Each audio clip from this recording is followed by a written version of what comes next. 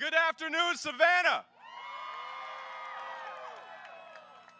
Y'all give it up one more time for Common. Common, thank you for sharing your music and your heart with us. Give it up for Reverend Raphael Warnock, a native son of Savannah. Thank you so much for being here. Savannah, the polls are open. The polls are open. So Savannah, say it with me now. Say vote. Say vote. Say vote. The polls are open, Savannah. Just think about how far we've come. Just pause with me and think about how far we've come. Georgia is the most competitive battleground state in the United States. The whole country is watching us, Georgia. The whole country is watching you. Say vote. Say vote. Think about how far we've come. 2 runoffs to determine control of the United States Senate. And your standard bearers are the young Jewish son of an immigrant mentored by John Lewis and a black preacher who holds Dr. King's pulpit at Ebenezer Baptist Church. Georgia, think about how far we've come.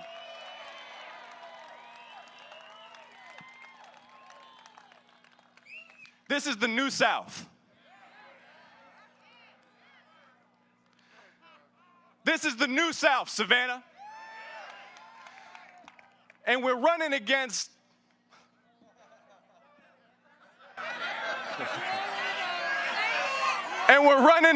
the Bonnie and Clyde of corruption in politics. Savannah, how did we wind up with David and Kelly? How did we wind up with David and Kelly? 2 United States senators more concerned with lining their own pockets in office than protecting the health and the financial well-being of we the people who pay their salaries. But we can hold them accountable, Savannah. We can hold them accountable at the ballot box. Now say vote. Say vote. Retirement is coming for David Perdue and Kelly Loeffler.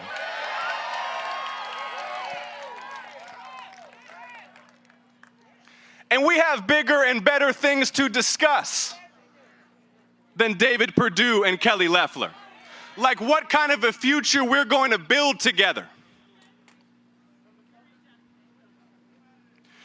If you're wondering what you've been feeling in your heart these last 4 weeks, that maybe you haven't felt in 4 years, that's called hope. Because Savannah, Donald Trump is leaving. Donald Trump is leaving. And Georgia sent Donald Trump packing. Georgia voters sent Donald Trump packing. So now we have the opportunity to write the next chapter. The fog is lifting. We can raise our eyes to the horizon again, and instead of the daily outrage and insult and scandal, we can dream about what's possible. And together, we're building a movement for health, jobs, and justice for the people. Health, jobs, and justice for all the people, Savannah. Savannah, do you believe, like the Rev and I do, that health care is a human right and not just a privilege for those who can afford it or for those who live in the right zip code? We can establish health care as a human right in this great country. Every Georgian deserves the best health care available in the world. I was just in Cuthbert, Georgia a couple of days ago. Their hospital closed in October. In the middle of a pandemic, their hospital closed. One of 9 rural hospitals that have closed in 10 years in Georgia. Our access to health care should not depend upon the zip code that we live in, Georgia.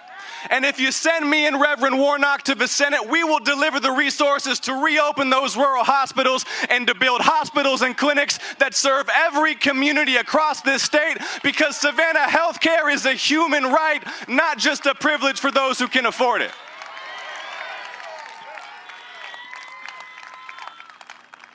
But see, we face corruption. We face corruption. David Perdue, who hadn't held a public town hall meeting in 6 years. David Perdue, who is too much of a coward to come out and debate his opponent. And David, if you're watching, I'm ready for you, David. I'm still ready for you. Come out of hiding, David. Come out and answer questions. Your senator who hadn't held a public town hall meeting, who won't debate his opponent, did you know that he sells meetings for corporate money? Have y'all seen this? David Perdue sends out these invitations to lobbyists in Washington. Looks like an invitation to the ball. It's written all fancy. But for a $7,500 corporate PAC check, David Perdue will sell you 4 meetings per year, access to his home, a retreat on a private island, and an end-of-year phone call. That's called corruption, Savannah.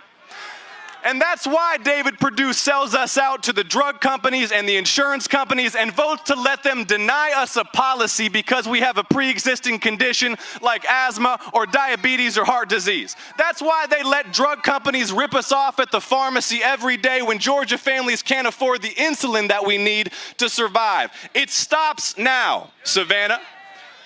We have the power to hold them accountable at the ballot box to deliver health and jobs and justice for all the people, Savannah. So Savannah, say vote. Say vote. Health, jobs, and justice for all the people. Let's talk about jobs. Imagine what is possible when we win these 2 Senate races. We can pass the most ambitious infrastructure, jobs, and clean energy program in American history. We can create tens of thousands of jobs for the community here and across the state. We can upgrade our public schools. We can build new clinics and hospitals. We can build new transit and transportation. We can make America the #1 producer of clean energy on earth, and Georgia the #1 producer of clean energy in the American South. We can do all of that, Savannah. We can do all of that, Savannah. But here's the bottom line. If Mitch McConnell and the Republicans hold the Senate, they will try to do to Joe and Kamala exactly what they tried to do to President Obama. They will block the COVID relief that we need. They will block the $15 minimum wage that working people in this state deserve. They will block affordable health care. They will block the investment in infrastructure and jobs and clean energy that our state and our nation are crying out for at this moment of crisis. And this is why the whole country is watching us, Georgia. We have the power. You have the power to write the next chapter. And the polls are open, Savannah. So say it with me again now. Say vote. Say vote. Health, jobs, and justice for all the people. Let's talk about justice. Let's talk about justice. See, my mother came to this country as an immigrant when she was 23 years old. She came here alone as a young woman because she believed in what this country stands for. That doesn't mean, by the way, that she indulged some fantasy about our past. That doesn't mean that she didn't recognize how much further this country has to go. But my mother came here like millions of immigrants have come here because they believe this country is on a journey toward fully realizing our founding ideals of equality in God's eyes and equal justice under the law. That's the journey that this country is on. And what happened these last 4 years broke my mother's heart, like it broke so many hearts. But now that journey continues. That journey toward progress continues. And it starts with us here in Georgia. We will redouble our commitment to securing equal justice for all. The 14th Amendment of our Constitution already guarantees equal justice. But when Ahmaud Arbery is shot to death in broad daylight in the street on camera in Glenn County, Georgia, and the authorities look the other way just because he is a young black man, we can't say that we have equal justice in America. So Savannah, are you ready to pass a new Civil Rights Act that will secure equal justice for all of us, regardless of race and regardless of class? Are you ready to end brutality and racial profiling, reform our criminal justice system? Are you ready to pass a new Voting Rights Act that will protect the sacred franchise for which so many bled and died? We have the power to make that happen, Savannah. When John Lewis and Hosea Williams and Amelia Boynton led hundreds across the Edmund Pettus Bridge in Selma, Alabama, and they were met by dogs and billy clubs and fire hoses, their courage, their sacrifice, paved the way for passage of the Voting Rights Act of 1965. The next 2 years can be the most productive for civil rights and voting rights in the United States of America since 1964 and 1965. But only if we vote, Savannah. It's up to us. It's up to Georgia voters. So if you are ready to fight for justice, if you are ready to fight for equal justice under the law for all people, if you are ready to fight for voting rights, we need to work these next 3 weeks. We need to work like we've never worked before, and we need to do this from a place of love, a place of compassion, a place of decency and empathy. These 4 years of hatred and fear and racism are coming to a close. Georgia, we will write the next chapter. It is such an honor to be running alongside a man such as the Reverend Raphael Warnock. And what we are asking you to do, Savannah, is to get ready to work these next 3 weeks for record-setting turnout. Get everybody you know, everybody in your life, everybody at church, everybody at work, everybody in your neighborhood out to the polls. Let's make history, Savannah. Let's make history, Georgia. Let's show the country what this state stands for and send a message that echoes down through history and across this great country. And now please join me in welcoming someone that I have come to call a friend and an inspiration, a moral leader for our state and for our country. One of Georgia's 2 next United States senators, a native son of Savannah, the Reverend Raphael Warnock. Thank you so much, Savannah. Thank you.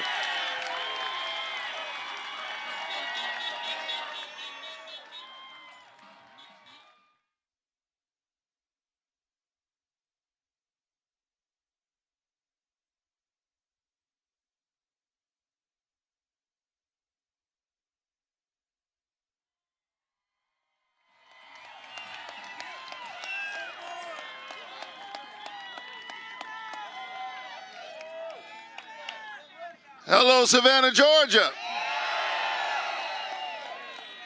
Let me hear from you, Garden City, Georgia. Let's hear it for my brother from another mother, Jon Ossoff.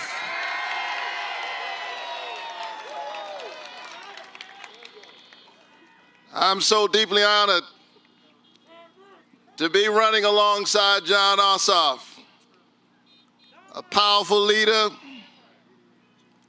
against corruption, running for the United States Senate for such a time as this.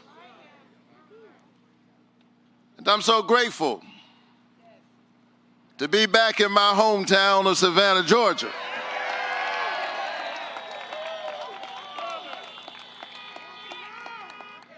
Now, I've been here a few times,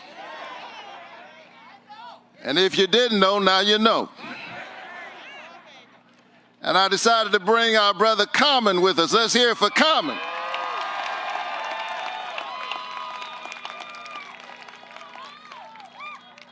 I'm so glad he's here and Jon is here.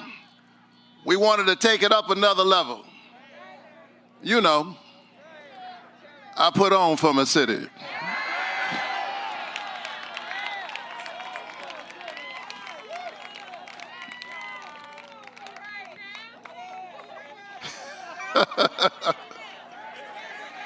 Look at you.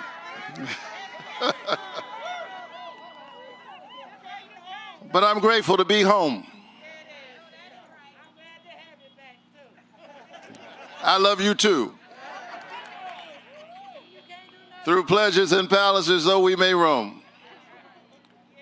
Be that so humble, there's no place like home. A charm from the sky seems to hallow us there. Seek through the earth, 'tis not found elsewhere. Home, sweet home. There's no place like home. Savannah, Georgia, it's been 150 years since we had a United States Senator from Savannah. I don't know about you, but I think it's about time.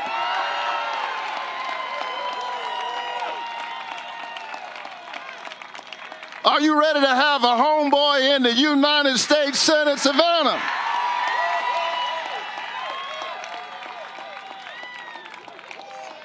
Because you know that when I'm in the Senate, I can't forget about Savannah. My mama lives in Savannah.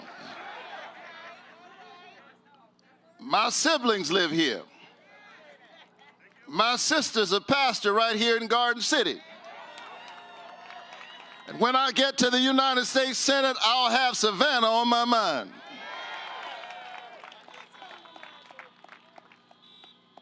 Because this is home.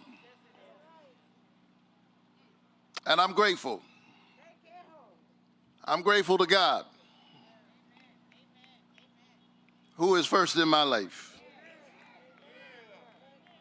And I'm grateful because only in America is my story possible.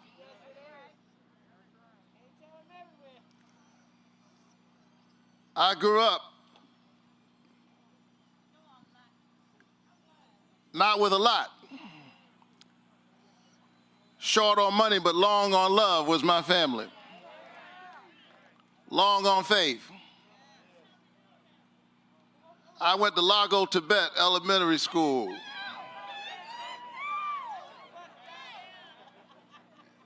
And then we moved. And I went to Charles Hurdy Elementary School and Juliet Gordon Low Elementary School. And then I went to Myers Middle School. And then I went to Saul C. Johnson High School.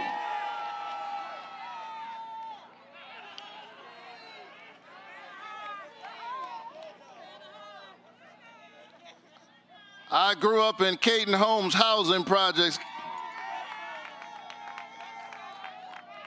I see Caton Homes is in the house. We call it the red brick.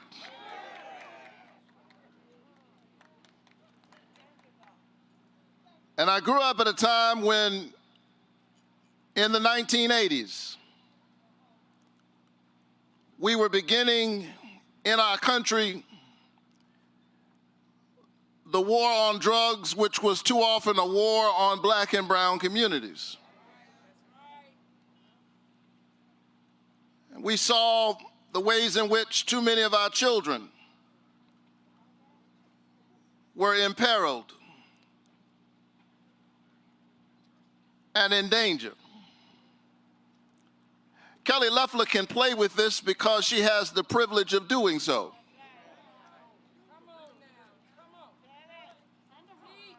But I was 12 years old when I first experienced what it's like to be profiled. Marched from the back of a grocery store to the front of the grocery store because my hands were in my pocket. Every 12-year-old boy I know keeps his hands in his pocket. It's a kind of awkwardness of adolescence. And they marched us all the way through the store. All of us, we were preachers' kids. Stopped and frisked, and then released without an apology.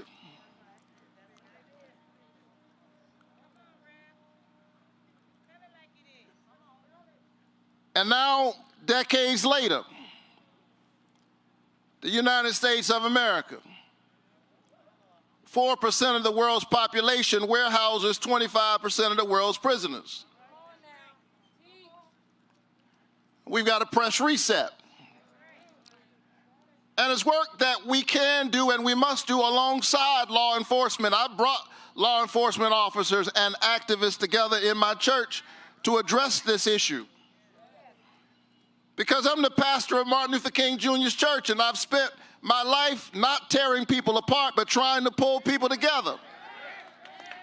Because we are one humanity, we are one Georgia, we are one America, and if we rise, we have to rise together.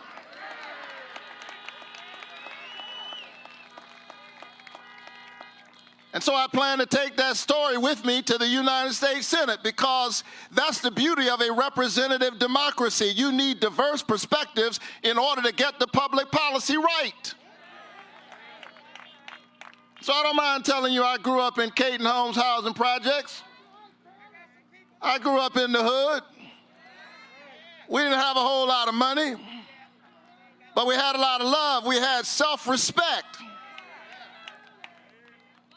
I grew up in the 80s when, brothers walked around with a big boom box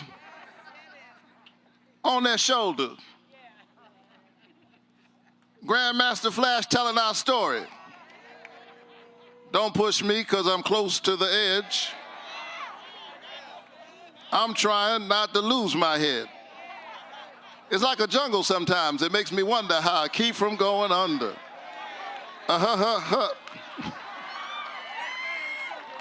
Y'all explain that to the millennials.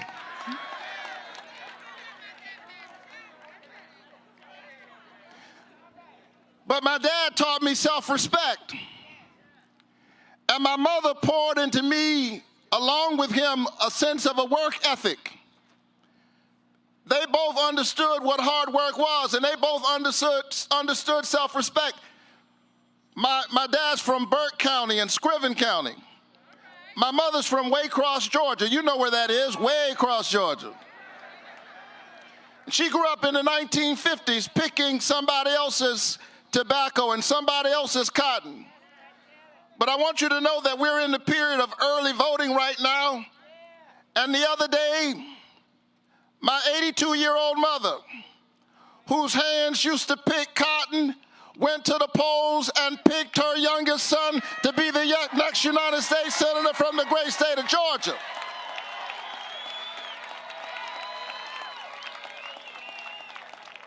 Because this is America, and what makes America great is that we always have a path to make it greater. Are you ready to rise up in this defining moment in American history and make America greater?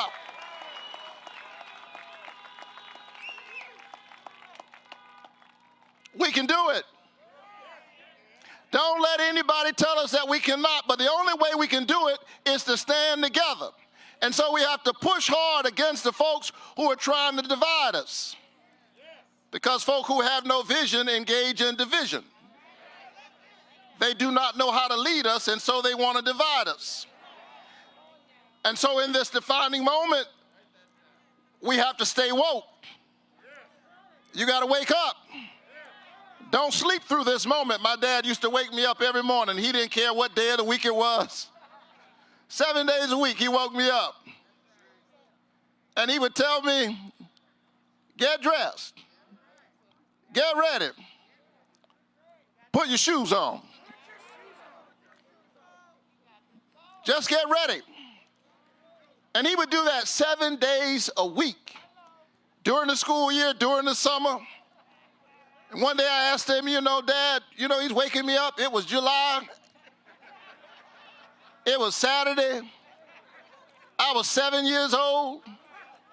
I said, Dad, get ready for what? I think I stumped him. He said, I don't know, just be ready. Put your shoes on. Well, that's aggravating and irritating when you're 7 years old and 10 years old and 13 years old and 14 years old. But I'm so glad that my dad poured that kind of work ethic in me, because I went on, earned a degree from Morehouse, 2 master's degrees and a PhD degree. I went to Morehouse College on a full faith scholarship. I didn't have enough money for the first semester.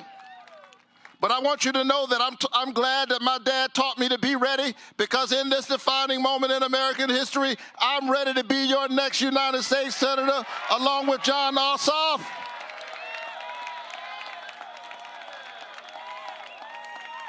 I'm ready to fight for you. I'm ready to stand up for all of our children, because I went to Morehouse on a full faith scholarship. I didn't have enough money. The tuition, room, and board equaled my parents' income. But somebody gave me some Pell Grants. Somebody gave me some low-interest student loans. And I'm running for the U.S. Senate now because as I travel all across Georgia, urban Georgia, rural Georgia, our children are struggling. And if they make it to vocational school, technical school, university, or college debt has now surpassed credit cards and auto loans. I don't know about you, but I don't think our children should have a mortgage before they have a mortgage. And so we've got to do something about student debt. We've got to stand up for our community colleges. And we've got to stand up for our HBCUs. Savannah State and others need our help. If you send me to the U.S. Senate, I'll be there and I will remember you. Because this is the work that we must do. We must make sure that the prosperity is spread abroad. We've got to stand up for Savannah, one of the busiest ports in the country. And we've got to make sure that the federal government does its part so that the prosperity is felt here in Garden City and felt in Savannah and felt throughout this region. Are you ready to make that happen? Are you ready to stand up? And we've got to make sure that folk have affordable health care, because health care is a human right.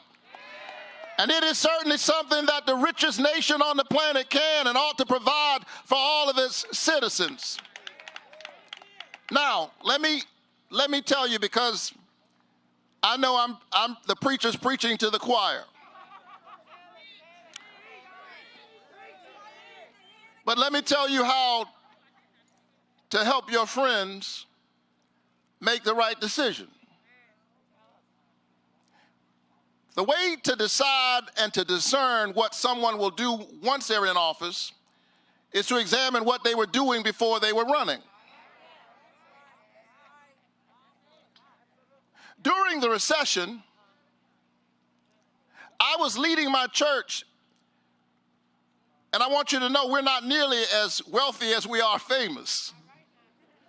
We got a lot of renown, not a whole lot of resources, but in the midst of the recession, we were building a community center at the height of the recession. And in that community center, we placed a financial literacy center that was teaching folks how to improve their credit, create a 700 credit score community in order to draw enterprise to the community. We were teaching renters how to become homeowners and teaching folk who had an entrepreneurial vision how to start a business. That's what I was doing during the recession. During the same recession, Kelly Loeffler set up a business making millions of dollars, teaching the biggest banks in the country how to hide their assets in the Cayman Islands so they wouldn't have to pay taxes in the United States of America. You can tell what somebody will do once in office based on what they were doing before they went to office. And once she got to the Senate, when she heard about the COVID-19 pandemic, rather than thinking about those who were sheltering in, she was busy sheltering her portfolio, profiting off of a pandemic, dumping millions of dollars while telling you there was no need to be concerned. And then when the time came to give ordinary Georgians $600 in extra unemployment insurance, she said that there was no need. She said it was counterproductive, but it was not counterproductive for her to profit off of the pandemic.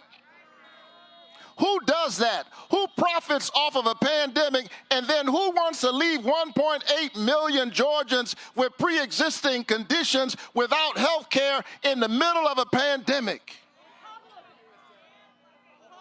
That's what she's been doing over the last 10 months. She was appointed, and Georgians are disappointed.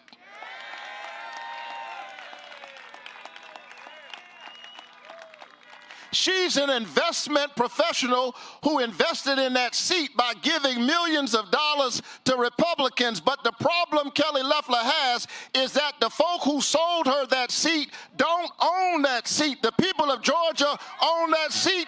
And come January 5th, the people of Georgia are coming to get their seat back. Are you ready to take your seat back?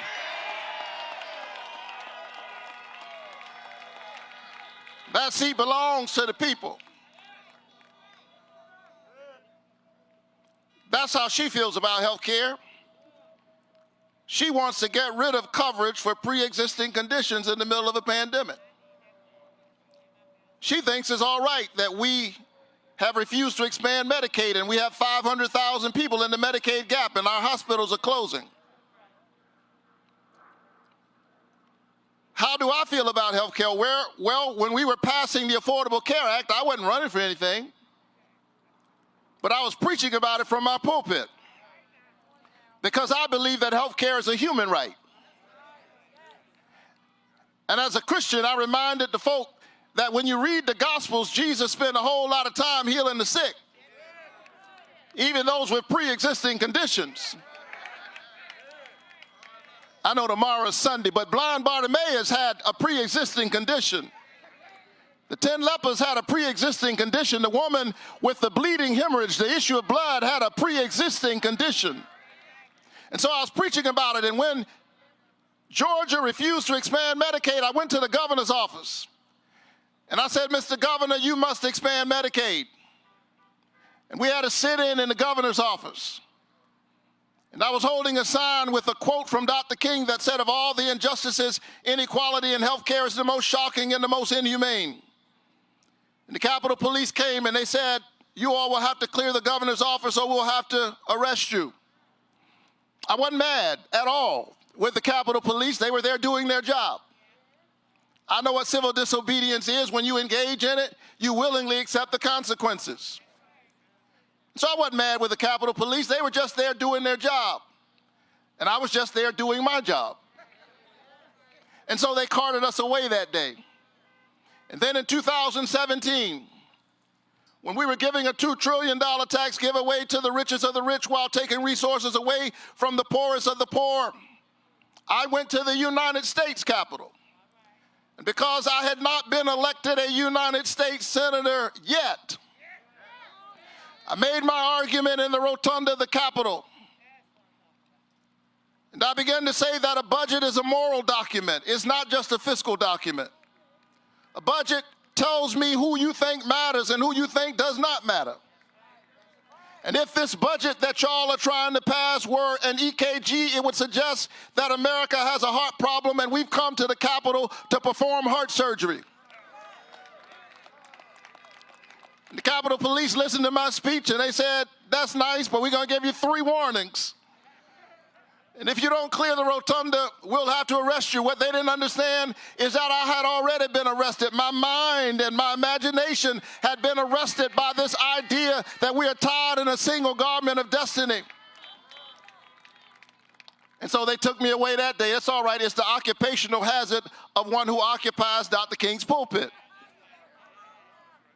Why am I running for the U.S. Senate?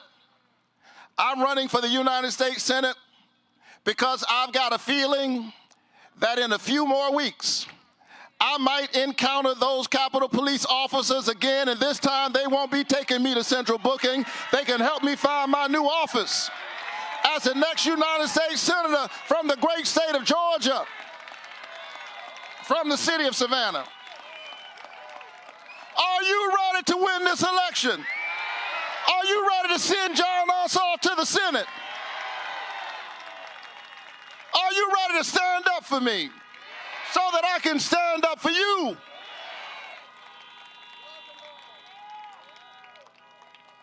And so in closing, and nobody believes a Baptist preacher when he says in closing,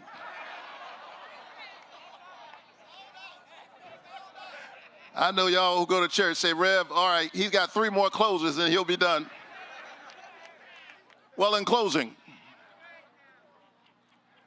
I know these are difficult and dark days.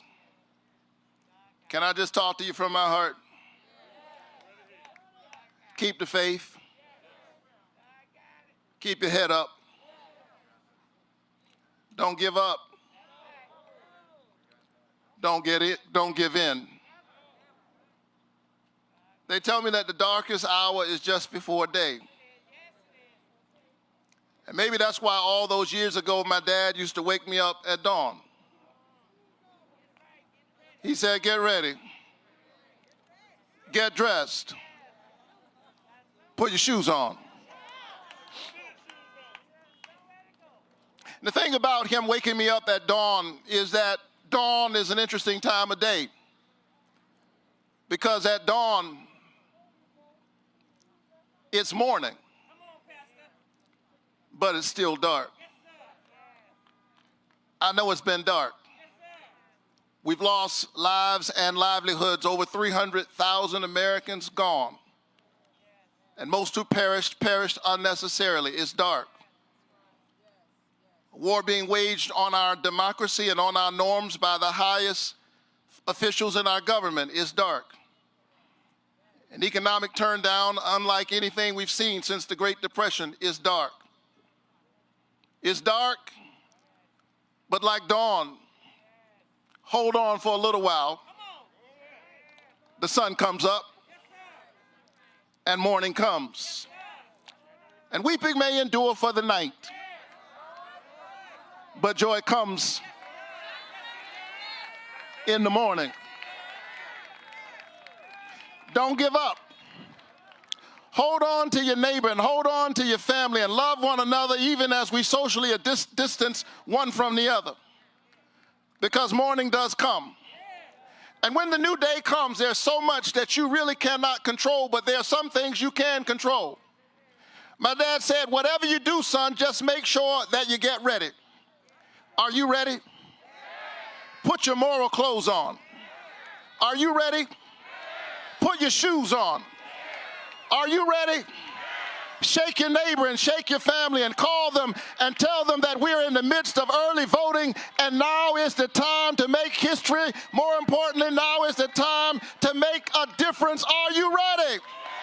Ready for affordable health care, ready to make sure our workers have a livable wage, ready to make sure we protect our seniors, ready to invest in our infrastructure, ready to reclaim our democracy and lift up the high values of compassion and mercy and justice and truth-telling. Savannah, are you ready? Well, put your shoes on. Let's stand together. Let's fight together. Let's vote together. Let's pray together. Let's stay together. Let's march together. Let's run together. And together we win. God bless you.